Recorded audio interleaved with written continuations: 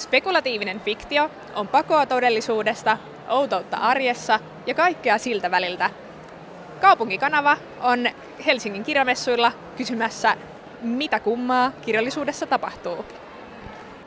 Kyllä spekulatiivinen fiktio on selvästi ollut tämmöinen nouseva genre, että jos ajatellaan vaikka Harry Potteria, niin se toi paljon lapsia aikanaan tämän spekulatiivisen fiktion pariin, ja nyt tuntuu, että ne, jotka on aikuistunut, niin haluaa lukea lisää vastaavaa. Monenlaisia fantasian, skifin ja kauhun genrejä kyllä niin kuin julkaistaan.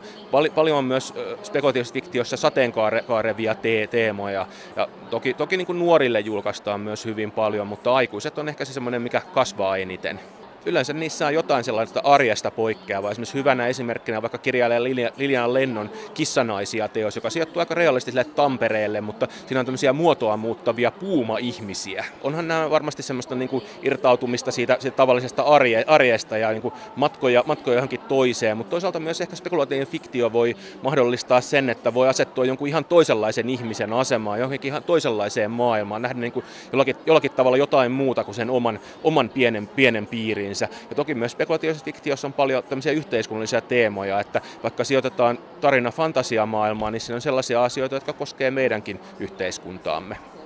Musta on ehkä helpoin kuvailla spekulatiivista fiktiota niin kuin sen kautta, että se ei ole niin kuin realistista fiktiota, eli siinä on aina jotain vähän kummaa. Se saattaa olla tarinoita, jotka sijoittuu täysin eri maailmoihin, oikein niin kuin fantasiakirjoja, tai se saattaa olla niin kuin nykytodellisuutta, joka nitkahtaa pikkuisen, mutta siinä on aina jotakin normitodellisuudesta eroa. No ehkä siinä on se niin kuin eskapismi.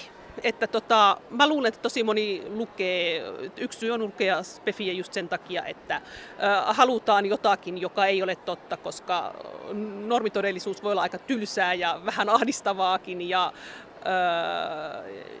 mä luulen, että se eskapismi on ehkä semmoinen niin kuin tärkein. Tämähän on siis jo yritysmuotona siis osuuskunta, että me tehdään, voi sanoa, kaikki omin voimin. Että meillä työntekijät on myös itse kirjailijoita, pääosin, ei kaikki.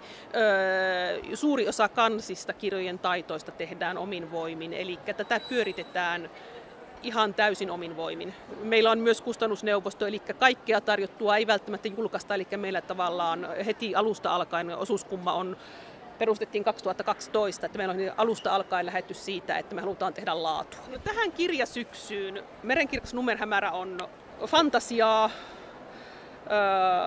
kaunista mutta julmaa ja iättömät, mitenkäs mä määrittelisin parhaiten. Tämä on skifi-trilleri oikeastaan niin kuin ikuisen elämän etsimisestä.